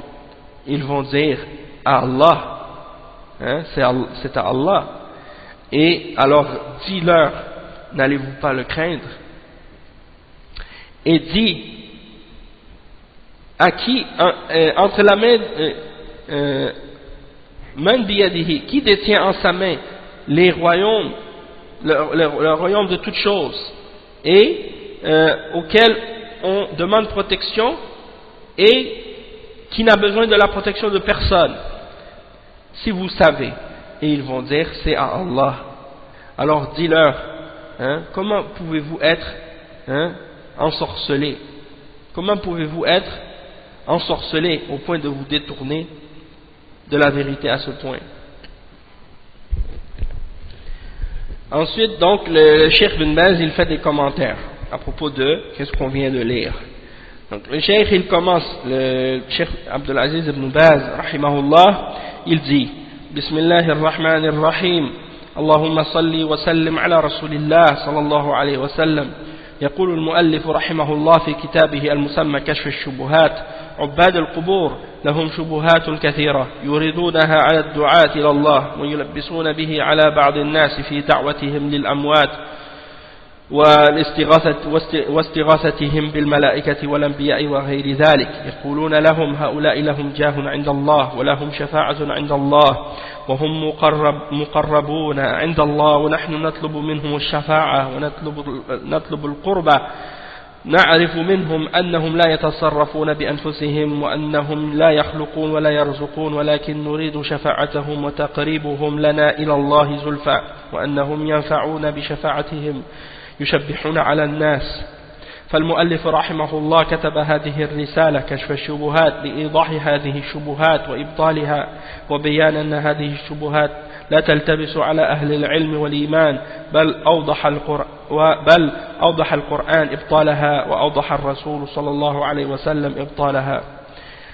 Donc le cheikh explique, il dit, Cheikh bin Baz, rahimahullah, bismillah ar-rahman ar-rahim, Allahumma salli wa sallim ala rasulillah sallallahu alayhi wa sallam. L'auteur du livre, le cheikh Mohammed ibn Abdul Wahhab, a écrit ce livre, Kashf al-Shubuhat, pour répondre aux adorateurs des tombes, parce qu'ils ont beaucoup de shubuhat qu'ils envoient sur les gens qui appellent à Allah. Et ils essaient de confondre les gens dans leur religion.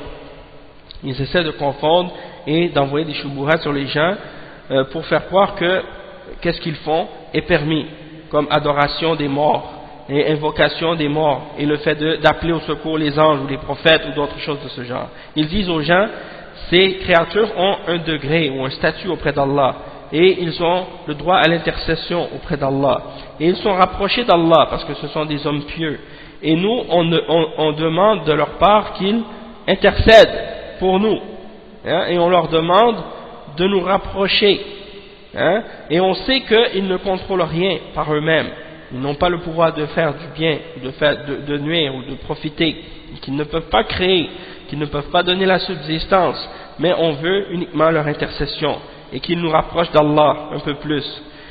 Ils disent, et on demande d'eux qu'ils nous profitent par leur intercession seulement. Et ils envoient ça comme shubuhat sur les gens.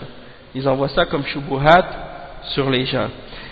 Et l'auteur, le cheikh Mohammed ibn Abdul Wahhab, rahimahullah, il a donc écrit cette risala, ce livre, Kashf al-Shubuhat, hein, le dévoilement des shubuhat, des ambiguïtés et des semblants de preuves, pour clarifier ces shubuhat et pour les détruire.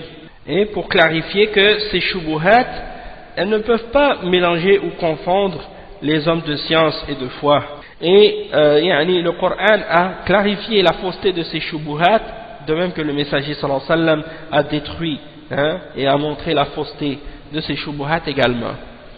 Il dit ensuite, يقول رحمه الله اعلم أيها القارئ أيها المسلم أن التوحيد هو إفراد الله بالعبادة وهو دين الله جل وعلا وإلهكم إله واحد لا إله إلا هو الرحمن الرحيم وقضى ربك ألا تعبدوا إلا إياه وإياك نعبد وإياك نستعين وما أمروا إلا ليعبدوا الله مخلصين له الدين فالتوحيد هو إفراد الله بالعبادة وهو دين الرسل الذي أرسلهم الله به إلى عباده من أولهم نوح إلى آخرهم محمد صلى الله عليه وسلم كما قال جل وعلا ولقد بعثنا في كل أمة رسولا أن يعبدوا الله واجتنبوا الطاغوت هذا دين الرسل وما أرسلنا من قبلك من رسول إلا نوحي إليه أنه لا إله إلا أنا فاعبدون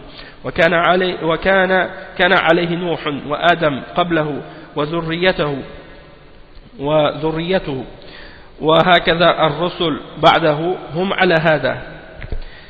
Donc le cheikh explique, il dit, sache, ô toi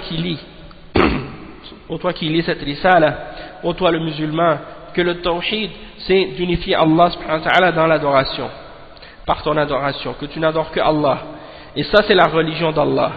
Allah subhanahu wa ta'ala il dit dans Surat al-Baqarah verset 163, et votre divinité n'est qu'une divinité unique, rien ne mérite d'être adoré excepté lui, et il est le tout miséricordieux, le très miséricordieux. Et le verset 23 dans Surat al-Isra, et Allah a ordonné que tu n'adores que lui, et Allah a ordonné que tu n'adores que lui. Et le verset 5 dans Surat al-Fatiha, Iyyaka na'budu wa iyyaka nasta'in, c'est toi seul que nous adorons, et c'est à toi seul que nous demandons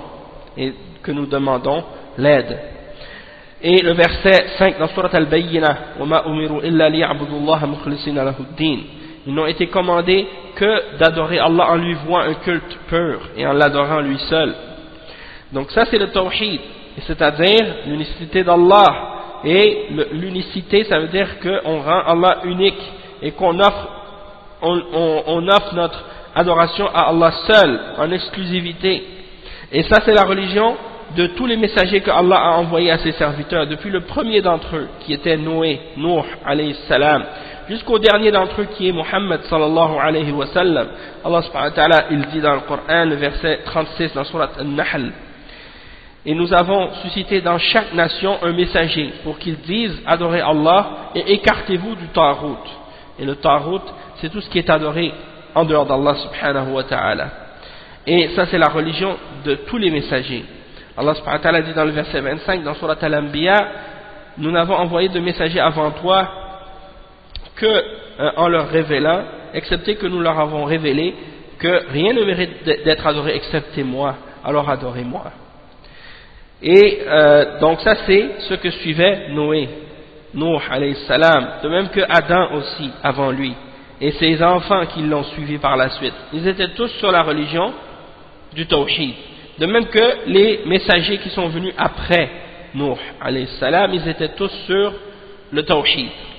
فلما حدث الشرك في قوم نوح وأشركوا بود وسواع ويغوث ويعوق ونسرا أرسل الله إليهم نوحا عليه الصلاة والسلام وينهاهم عن عبادة الصور والأصنام ينهاهم عن عبادة الصور الأصنام هم صوروهم ليتأسوا بهم كانوا رجالا صالحين فلما هلكوا في قوم نوح جاءهم الشيطان وقال هؤلاء صفتهم كذا وصفتهم كذا وهم صالحون وأخيار صوروا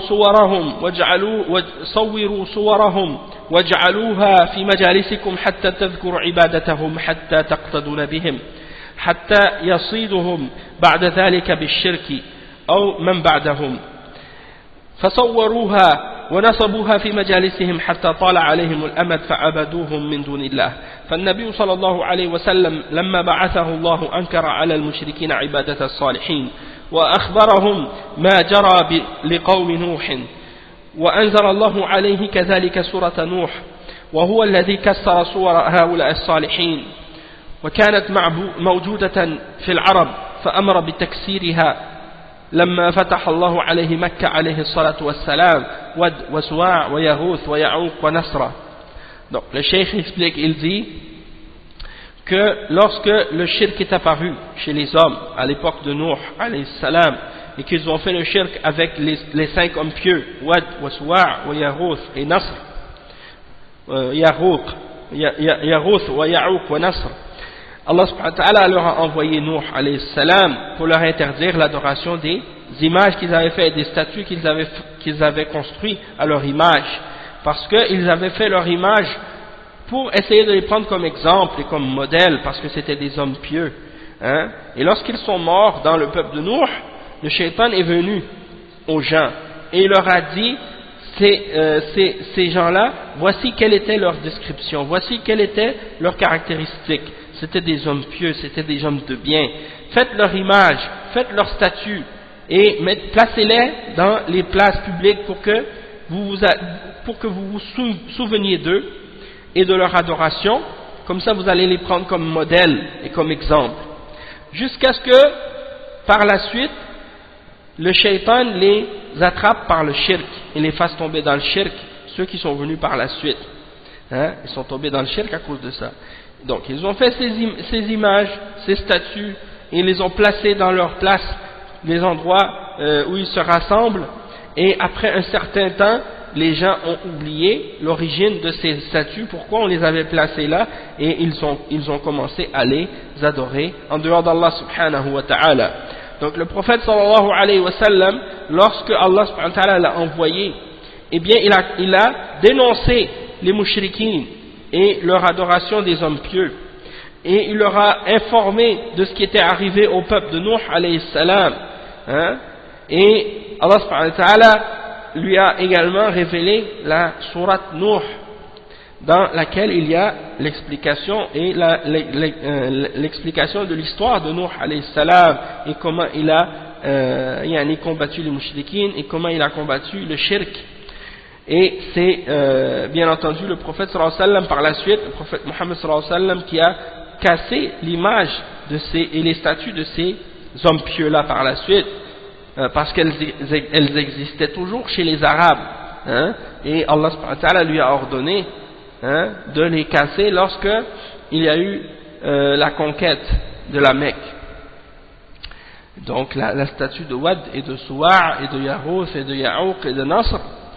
Et le cheikh il dit كان المشركون يتعبدون عند هذه الأصنام وأشباهها ويرجون بركتها وشفاعتها عند الله ونفعها يقولون هؤلاء شفعاؤنا عند الله ما نعبدهم إلا ليقربونا إلى الله زلفى ما نعتقد أنها تخلق وترزق كما يظنها المشركون الذين في زماننا يظنون أن أولئك يعتقدون أنها تخلق وترزق لا هم يظنون فيها ويعتقدون فيها أنها مخلوقة مربوبة لا تخلق ولا ترزق ولكن يقولون ما نعبدهم إلا ليقربونا إلى الله زلفى هؤلاء شفعاؤنا عند الله مع هذا كفرهم الله وأرسل إليهم رسوله وقاتلهم الرسول صلى الله عليه وسلم على هذا الشرك. Donc le cheikh explique que les mushrikoun à l'époque du prophète sallallahu alayhi wa sallam, eh bien ils faisaient leurs adorations auprès de ces idoles et d'autres également parmi ces idoles là et ils espéraient leur bénédiction, leur baraka et leur intercession, leur shafa'a auprès d'Allah subhanahu wa ta'ala et qu'ils souhaitaient que ces idoles leur ramènent un bien quelconque. Et ils disaient en même temps, comme dans le verset 18 dans Surat Yunus, ceux-là sont nos intercesseurs auprès d'Allah. Et ils disaient également comme dans le verset 3 dans Surat Az-Zumar, nous les adorons que pour qu'ils nous rapprochent d'Allah un peu plus. Et ils ne croyaient pas que ces idoles-là avaient créé le monde ou avaient créé l'univers ou qu'elles pouvaient donner la subsistance comme le pensent certains d'entre les mouchriquines de notre époque. Les mouchriquines à notre époque qui font le shirk avec les tombes et les hommes pieux et les saints, ils s'imaginent que les mouchrikoun de l'époque du prophète Mohammed sallallahu alayhi wa sallam pensaient que les idoles qu'ils adoraient avaient créé le monde ou donnaient la subsistance. Non, ils ne pensaient pas ça. Ils ne croyaient pas que ces statues ou ces idoles avaient créé quoi que ce soit. Bien au contraire, ils savaient qu'elles étaient créées et qu'elles avaient été créées par Allah subhanahu wa ta'ala et formées par les êtres humains eux-mêmes, que c'est eux-mêmes qui les ont fabriquées et qu'elles étaient donc des esclaves, créatures d'Allah subhanahu wa ta'ala qui ne peuvent rien créer elles-mêmes, qui ne peuvent pas donner la subsistance et qui ne peuvent rien faire pour elles-mêmes ni pour les autres, et qu'elles sont des créatures, des choses inertes, des choses qui n'ont aucun pouvoir. Et malgré tout, ils disaient, les mushrikoun, les gens qui adoraient ces idoles-là, ils disaient, nous les adorons uniquement pour qu'ils nous rapprochent un peu plus d'Allah. Et ils disaient, ceux-là sont nos intercesseurs auprès d'Allah. Et malgré qu'ils disaient ça, malgré qu'ils les prenaient uniquement comme intercesseurs et intermédiaires, et qu'ils cherchaient à se rapprocher d'Allah en passant à travers eux, Allah subhanahu wa ta'ala les a quand même déclaré que ça c'est du shirk. Et que de faire ça, c'est shirk en soi. Et il les a déclarés comme étant des kuffars. Et Allah leur a envoyé son messager, sallallahu alayhi wa sallam, qui est Muhammad sallallahu alayhi wa sallam, et le prophète Muhammad sallallahu alayhi wa sallam, malgré qu'il disait ça, les a combattus et leur a dit que ça c'est du shirk. Il les a combattus pour ce shirk. Et le cheikh il dit ensuite وَهَذَا يُبَيِّنُ لِلْقَارِئ حَقِيقَةَ الشِّرْكِ وَأَنَّهُ هو التشفع بالصالحين وطلبهم قربا إلى الله والذبح لهم والنذر لهم والسجود لهم بقصد القربى والشفاعة ما نعبدهم إلا ليقربونا إلى الله زلفى هؤلاء شفعاؤنا عند الله ما قالوا أنها تخلق والله يبين هذا في كتابه العظيم قال لنبيه قل من يرزقكم من السماء والأرض أمن يملك السمع والأبصار ومن يخرج الحي من الميت ومن يخرج الميت من الحي ومن يدبر الأمر فسيقولون الله فقل أفلا تتقون وقال تعالى ولئن سألتهم من خلقهم ليقولن الله ولئن سألتهم من خلق السماوات والأرض ليقولن الله. Donc le cheikh il dit, donc Allah subhanahu wa ta'ala il clarifie et il clarifie donc la réalité du shirk et il explique que c'est de chercher l'intercession des hommes pieux et de leur demander de nous rapprocher d'Allah et de faire des sacrifices pour eux et de faire des vœux pour eux et de se prosterner à eux et de se tourner vers eux dans notre intention, pour se rapprocher d'eux et leur demander l'intercession. Et les mouchrikoun disaient on les adore que pour qu'ils nous rapprochent un peu plus d'Allah, et ils disaient ceux-là sont nos intermédiaires auprès d'Allah ou nos intercesseurs auprès d'Allah. Ils n'ont pas dit elles peuvent créer, ils n'ont pas dit elles peuvent donner la subsistance, et Allah subhanahu wa ta'ala il clarifie ça dans plusieurs versets dans le Coran, comme le verset 31 dans Surat Yunus. Allah subhanahu wa ta'ala dit qui vous donne votre subsistance des cieux et de la terre, qui détient l'ouïe et la vue, qui fait sortir le vivant du mort et qui fait sortir la mort du vivant, et qui gère toute l'affaire? Ils diront Allah. Alors dis, n'allez-vous pas le craindre, n'allez-vous pas avoir de taqwa, lui obéir et faire ce qu'il vous ordonne, de vous écarter du shirk, et de vous appliquer à établir le tawhid, par espoir en sa récompense et par crainte de son châtiment. Et le verset 87 dans Surat Az-Zukhruf, Allah subhanahu wa ta'ala il dit, et si tu leur demandes qui les a créés eux-mêmes, ils diront Allah. Qui les a créés? Si tu leur demandes à ces mouchriquines qui adorent les idoles, qui les a créés eux, qui a créé ces gens-là? Qui les a créés? Ils vont répondre c'est Allah qui nous a créés. Donc eux ils savent que c'est Allah le créateur, ils ne disent pas que c'est les idoles qui les ont créés. Ils savent que ces idoles-là ne peuvent pas créer quoi que ce soit. Le verset 25 dans Surat Luqman, وَلَئِنْ سَأَلْتَهُمْ مَنْ خَلَقَ السَّمَاوَاتِ وَالْأَرْضِ لَيَقُولُنَّ اللَّهِ. Si tu demandes à ces mouchrikines qui adorent les idoles, qui a créé les cieux et la terre, ils vont dire c'est Allah qui les a créés, les cieux et la terre, c'est pas les idoles. Ils savent ça. قُلْ لِمَنِ الْأَرْضِ وَمَنْ فِيهَا إِن كُنْتُمْ تَعْلَمُونَ سَيَقُولُونَ لِلَّهِ قُلْ أَفَلَا تَذَكَّرُونَ قل أفلا تذكرون قل من رب السماوات السبع ورب العرش العظيم سيقولون لله قل أفلا تتقون قل من بيده ملكوت كل شيء وهو يجير ولا يجار عليه إن كنتم تعلمون سيقولون لله فأنى تسحرون. والآيات كثيرة تدل على أنهم مقرون بأن الله خالق رازق ورازق خالق السماوات وخالق كل شيء ولكنهم كفروا بطلبهم الشفاعة والقربى من الأنبياء والصالحين والذبح لهم والنذر لهم ونحو ذلك. Donc le cheikh il dit dans le verset 84 et 89 dans Surat Al-Mu'minun, dit à qui appartient la terre et tout ce qui est dedans? Si vous savez, ils vont dire c'est à Allah. Alors n'allez-vous pas vous souvenir? Dit à qui appartient les sept cieux et le grand trône? Ils diront à Allah. Dit n'allez-vous pas le craindre? Dit qui a entre ses mains le royaume de toutes choses, la possession, le pouvoir de toutes choses, et qui est celui qui vous protège et qui n'a pas besoin de la protection de quiconque? Si vous savez, ils vont dire c'est Allah. Alors dit, comment pouvez-vous être ensorcelés à ce point que vous vous détourniez du tawhid par la suite? Vous acceptez qu'Allah est le créateur et le maître de toutes choses, puis par la suite vous allez adorer autre que lui. Comment pouvez-vous vous détourner de cette façon? Donc les versets à ce sujet-là sont très nombreux, qui prouvent de façon irréfutable et claire que les mouchrikoun à l'époque du prophète Mohammed sallallahu alayhi wa sallam affirmaient qu'il y a un seul créateur et que c'est Allah. Il y a un seul pourvoyeur qui donne la subsistance et que c'est Allah. Et qu'il y a un seul créateur des cieux et créateur de toutes choses et que c'est Allah lui seul. Mais par contre, Allah les a déclarés kuffar parce qu'ils cherchaient l'intercession d'autres que lui. Et qu'ils cherchaient à se rapprocher d'Allah par les prophètes et par les hommes pieux. Et qu'ils leur faisaient des sacrifices. Et qu'ils leur offraient des vœux. Et qu'ils faisaient des invocations pour eux et autre chose parmi les autres formes d'adoration qu'ils leur offraient. Et donc c'est ainsi qu'ils sont devenus des kuffars et des mouchriquins. كفروا بهذا وإلا هم يعلمون أن جميع المخلوقات خلقها الله والله رازقها والله رازقها سبحانه وتعالى وهم مقرون بهذا وليس عندهم من شك ولكنهم توسطوا بهم في في طلب الشفاعة وفي طلب المغفرة وفي غير هذا من مطلوبهم وإنما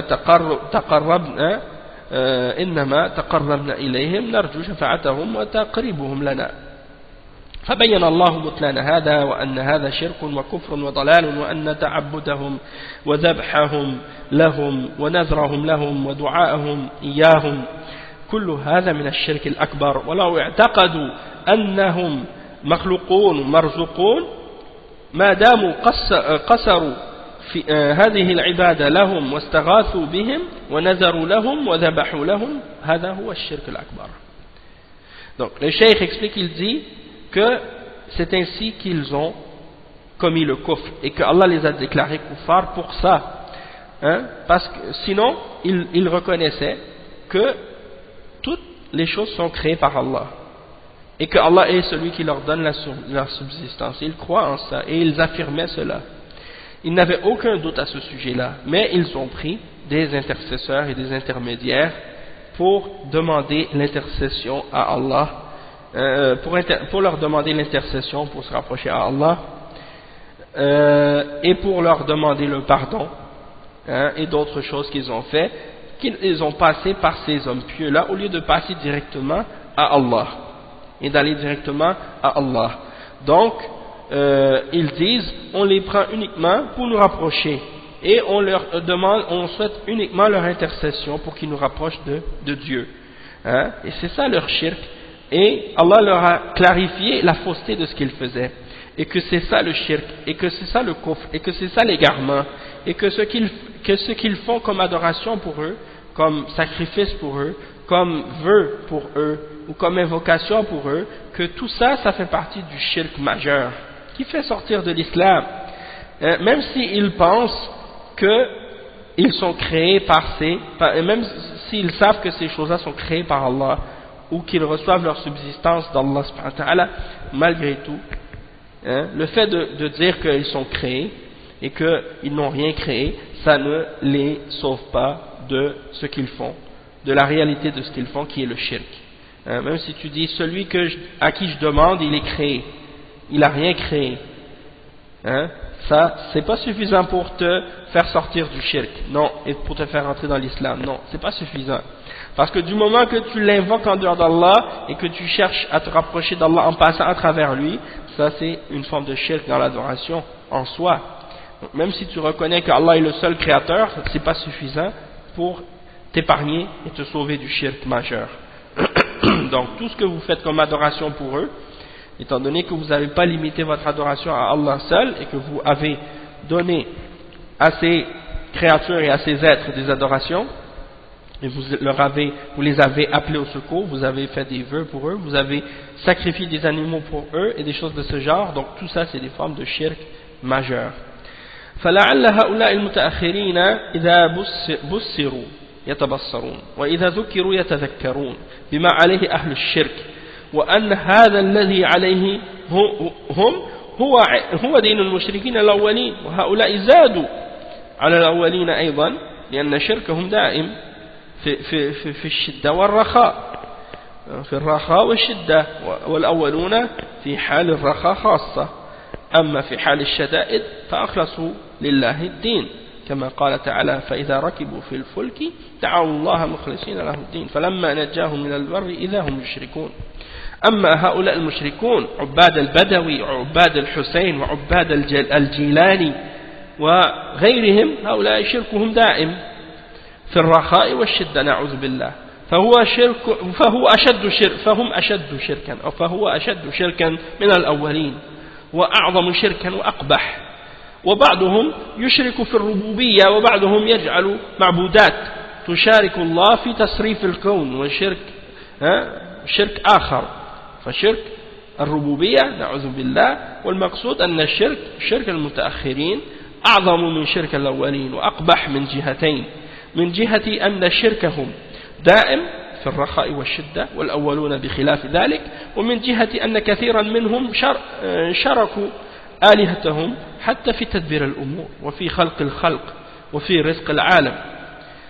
وهذا أقبح من شرك الأولين وأخطر وأشد ضلالا وبلاء ونعوذ بالله من شرهم ونسأل الله العافية وفق الله الجميع. Donc le cheikh il explique, il termine en disant il se peut que les mushrikoun qui sont venus après, comme les mushrikoun de notre époque, si on leur fait comprendre, peut-être qu'ils vont comprendre. Et si on leur rappelle ce que les gens de shirk à l'époque suivaient et qu'on leur montre, peut-être qu'ils vont se rappeler et qu'ils vont comprendre la réalité de l'islam par la suite. Donc c'est pour ça qu'il faut leur expliquer. Et il dit que ce qu'ils pratiquent aujourd'hui comme religion dans l'adoration des tombes et des saints, c'est exactement la religion des premiers mushrikines. Même que ceux d'aujourd'hui sont pires que les mushrikines de l'époque du prophète sallallahu alayhi wa sallam. Et leur shirk est plus grave, parce qu'aujourd'hui, ils font le shirk dans les temps d'aisance et dans les temps de difficulté. Tandis que les premiers mushrikines à l'époque faisaient le shirk uniquement dans les moments d'aisance. Tandis que dans les moments de difficulté où ils avaient peur, ils vouaient à Dieu un culte exclusif et ils adoraient Dieu seul. Comme l'exemple du verset 65 dans Surat Al-Ankabut. Et lorsqu'ils montent dans le bateau, ils invoquent Allah en lui vouant un culte exclusif parce qu'ils ont peur. Ils sont sur l'eau. Mais lorsqu'ils retournent sur la terre ferme, les voilà qu'ils reviennent et qu'ils recommencent à faire le shirk. Idahum yushrikun. Donc, les mushrikoun aujourd'hui qui adorent Al-Badawi, un des saints qu'ils ont enterré en Égypte, ou bien qui adorent Al-Hussein, en Égypte encore, ils prétendent qu'il y a la tête de Hussein. Et les soufis vont adorer ça, ils vont adorer le Badawi, ils font des hajj là-bas, plus de 3 millions par année même qui vont là-bas. Et la même chose en Irak et en Iran, à Karbala par exemple, ils vont adorer la tombe de Hussein, et à Najaf, la tombe de Ali, et plein d'autres tombes. Les Rafida, ils adorent, c'est ça leur religion. La religion des Rafida, c'est l'adoration des morts et des tombes. Et la même chose pour les soufis qui adorent la tombe de Al-Jilani et d'autres de leurs saints, par exemple, au Maroc, en Algérie, en Tunisie, en Égypte, en Mauritanie, au Sénégal, en Égypte, en Syrie, au Liban, en Irak, au Pakistan, en Inde, en Malaisie, en Indonésie, au Bangladesh, peu importe où vous allez en Turquie, vous allez trouver des gens qui adorent des tombes. Dans toutes les villes, dans tous les villages, les gens vont adorer ces gens-là et ils pensent que ce sont des intercesseurs entre eux et Allah et ils font le shirk avec eux. Donc, eux, ils ne font pas seulement le shirk dans les moments d'aisance, ils font le shirk dans les moments d'aisance et dans les moments de difficulté. Ils ne font pas le shirk seulement dans les moments d'aisance comme les mushrikines les premiers, ils font le shirk dans le moment d'aisance et dans les moments de difficulté. Tandis que les premiers, ils faisaient que dans les moments d'aisance le shirk. Et ça c'est la preuve que le shirk des gens d'aujourd'hui est plus grave et plus laid encore que le shirk des premiers. Et certains également, ils font même le shirk dans Ar-Rububiyyah, dans la Rububiyyah, parce que ils prennent les saints et ils leur donnent des attributs divins. Et ils associent ces saints-là avec Allah subhanahu wa ta'ala dans le pouvoir de contrôler l'univers et des choses de ce genre. Et ils ont dans le soufisme ceux qu'ils appellent Rijalul Ghaib, ou bien celui qu'ils appellent par exemple le Qutb, le pôle. Donc ils disent à chaque époque il y a un pôle et c'est lui qui gère l'univers. Et lorsqu'on a des moments de détresse ou des problèmes, il faut invoquer le pôle. Et c'est lui qui va nous venir en aide. Et donc ils disent que c'est un être humain qui contrôle l'univers. Et ça c'est le degré du saint qui a atteint le plus haut niveau, ils l'appellent le pôle. Et ils ont d'autres degrés également parmi les hommes qu'ils appellent les Rijalul Ghaib, les hommes invisibles. Il y a les Autad et il y a d'autres noms comme ça qu'ils ont inventés. C'est basé sur aucune preuve, ni dans le Coran, ni dans la Sunna, ni dans quoi que ce soit. Mais ils ont inventé ces choses-là et ils font le shirk avec ces choses-là. Donc ils font même le shirk dans la Rububiyyah. Et ça c'est pire que le shirk des mushrikines à l'époque. Et le cheikh il dit, qu'est-ce qu'on veut dire par là? C'est que le shirk des gens d'aujourd'hui est plus grave que le shirk des premiers mushrikines de deux points de vue. Le premier point de vue, c'est que leur shirk est constant. Ils le font tout le temps. Dans les moments d'aisance comme dans les moments de détresse. Et les premiers, c'était seulement dans les moments d'aisance.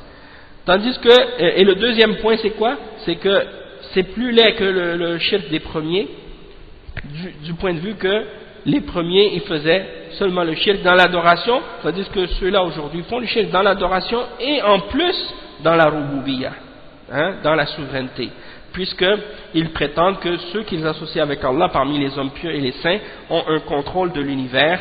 Chez les Rafida, il y a la même chose à propos, ils croient la même chose à propos de leurs imams, et chez les Soufis, la même chose vis-à-vis du Qutb ou du Ghawth, ou bien Qutb al-Qutb, comme ils l'appellent, le pôle du pôle, ou bien ils les appellent parfois yani Rijal al-Ghayb, les hommes de l'invisible. Bon, toutes ces choses-là, c'est des superstitions que les soufis ont inventées, et ça fait partie de leur croyance, et c'est dans leurs livres, et bien entendu c'est pas des choses qu'ils vont enseigner aux petits débutants parmi les soufis, mais c'est des choses que ceux qui sont avancés dans leurs égarements, ils comprennent, ils savent et ils croient, et ça c'est des formes de kufr majeur et des formes de shirk majeur, donc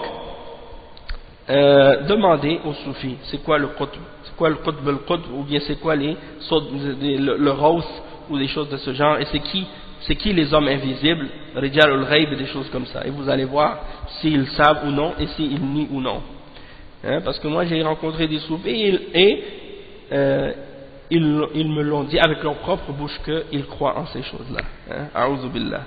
Donc il dit donc ils pensent qu'ils ont le contrôle dans l'univers et qu'ils peuvent créer et donner la subsistance à la création et au monde. Et donc ça c'est un shirk encore plus laid que le shirk des premiers, et plus dangereux et plus grave et plus sévère que le shirk des premiers, et une plus grande forme d'égarement encore. Donc on demande à Allah subhanahu wa ta'ala de nous protéger du mal de ces gens-là, et on lui demande donc de nous préserver et de nous donner le tawfiq à tous. Donc on va s'arrêter ici, et à la fin de chaque cours il y a des questions et réponses de la part du Cheikh bin Baz. Donc qu'est-ce qu'on va faire? On va les lire au début de chaque cours, Inch'Allah. Avant de commencer le cours, on va lire les questions et réponses du cours précédent que les élèves du Cheikh lui ont posées, et les réponses qu'il a mentionnées. Donc on va s'arrêter ici, Inch'Allah, pour aujourd'hui. Puis on continuera ce cours-là, bi'idhnillah, dimanche prochain, Inch'Allah. Et samedi prochain, c'est la suite dans Al-Wala wal-Bara, Inch'Allah. Pour le cours de Umdatul Ahkam dont j'avais parlé, bi'idhnillah, on va commencer probablement quelque part cette semaine, Inch'Allah. On va essayer de voir quel jour qui est le plus propice par rapport à mon horaire et à mon calendrier, Inch'Allah. Donc je vous donnerai des nouvelles là-dessus, Inch'Allah, durant la semaine, bi'idhnillah. Donc subhanakallahu wa bihamdik, ashhadu an la ilaha illa anta, astaghfiruka wa atubu ilayk. Barakallahu fikum wa jazakumullahu khairan. Wassalamu alaykum wa rahmatullahi wa barakatuh. Wa sallallahu wa sallam ala nabiyyina Muhammad wa ala alihi wa sahbihi ajma'in.